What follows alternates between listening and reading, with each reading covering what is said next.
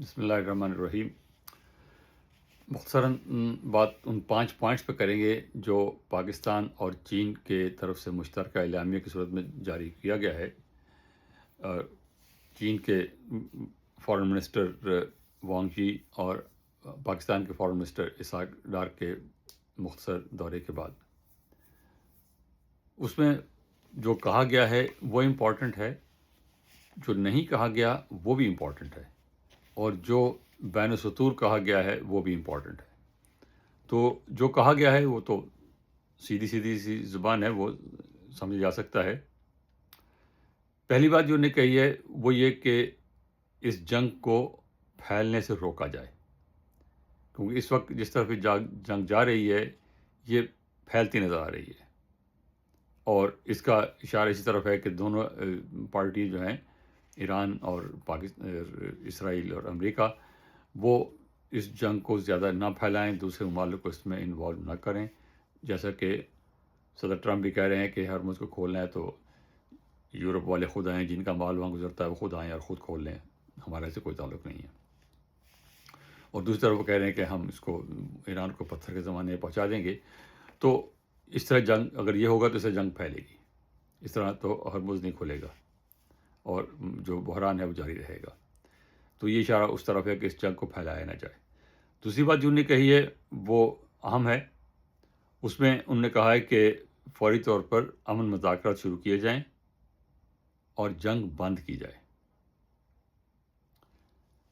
اور ایران اور گلف کے جو ممالک ہیں ان کی سوورینٹی، ان کے اقتدار اعلیٰ، ان کی علاقائی سالمیت، ان کی قومی آزادی اور ان کی سیکیورٹی جو ہے اس کو کسی صورت میں بھی کمپرومائز نہیں ہونا چاہیے، اس کو برقرار رہنا چاہیے.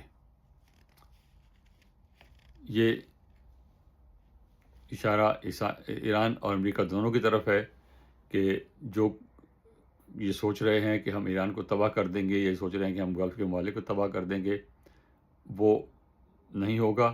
اور ان سب کی جو ہے ٹیریٹوریل انٹیگریٹی اور سوورنٹی کو جو ہے برقرار رکھا جائے. دوسری بات جو ظاہر ہے کہ امریکہ کے بارے میں ہے اور اسرائیل کے بارے میں، کہ مذاکرات جب شروع ہوں، جنگ فوراً بند کی جائے اور اس کے ساتھ میں مذاکرات شروع کی جائیں، اور مذاکرات کے دوران طاقت کا استعمال یا طاقت کے استعمال کی دھمکی جو ہے وہ نہ دی جائے. کیونکہ پہلے یہی ہو چکا، پچھلے جون میں بھی یہی ہوا، اور اس دفعہ بھی یہی ہوا کہ ایران کے ساتھ مذاکرات ہو رہے ہیں اور مذاکرات کے درمیان ہی پھر جنگ شروع کر دی. تو اس کو ایران بھی یہ کہہ رہا ہے کہ اس چیز کا ہمیں گارنٹی دی جائے کہ یہ اگر مذاکرات ہوتے ہیں تو ہمیں یہ دوبارہ اس طرح حملہ نہیں کیا جائے گا. اس کے بعد اگلی جو بات کی گئی وہ یہ کہ سویلین ٹارگیٹس پہ جو ہے وہ حملے نہ کیے جائیں، انٹرنیشنل ہیومینیٹیرین لا جو ہے اس کی پاسداری کی جائے.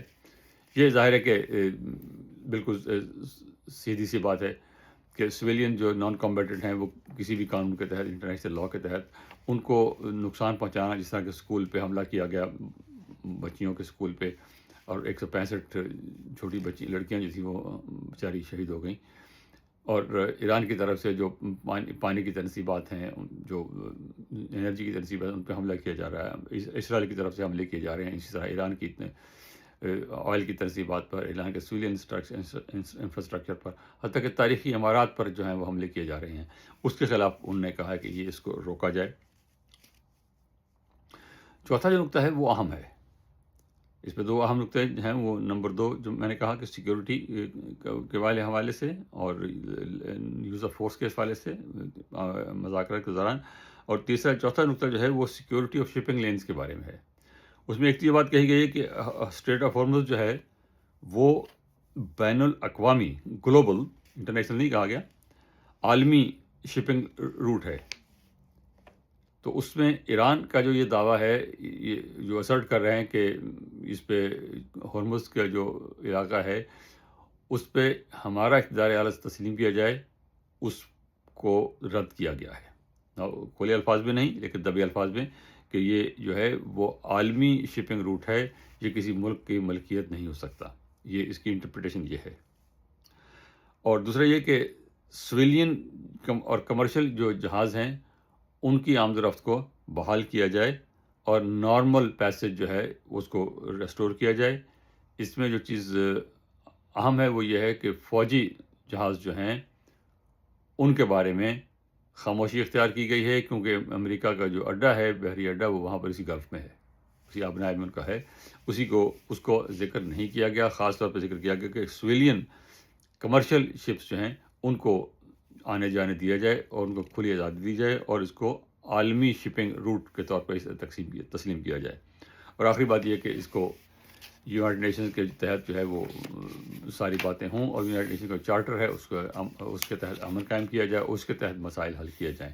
اور یہ جو ہے پاکستان کا اور چین کا مشترکہ یہی اعلامیہ رہا ہے، اور اب بھی یہ ہے کہ جو بھی کام ہو وہ یونائٹڈ نیشن کے تحت ہو. اور نئی بات اس میں یہ ہے کہ آج کل کہ یونائٹڈ نیشنز کے بنانے والے، ورلڈ بینک کو بنانے والے، یہ سارے آرکیٹیکچر جو 80 سال میں بنا ہے، اب وہی امریکہ جو ہے اس سے بیزار نظر آتا ہے، اس کو تباہ کرنے پہ تلا ہوا ہے، اس کو اپنے لیے بوجھ سمجھتا ہے، اور یہی سب سے بڑی تبدیلی ہے. اور چین جیسے ممالک جو کہ اس وقت اس کے اندر اس طرح شامل نہیں تھے جس طرح اب شامل ہیں، اور پاکستان جیسے ممالک تو 1945 میں تو پاکستان تھا بھی نہیں، ہندوستان بھی آزاد نہیں تھا. تو وہ ممالک جو ہیں وہ اب چاہتے ہیں کہ یہ ادارہ قائم رہے اور اس ادارے کے تحت سارے کام کیے جائیں، اور عالمی نظم جو ہے، گلوبلائزیشن جو ہے وہ قائم رہے، انٹر ڈیپینڈنس جو ہے وہ دنیا کی رہے اور ساری دنیا ترقی کرے. تاہم وہ اب ہوگا نہیں ہوگا بات کی بات ہے. Thank you. خدا حافظ.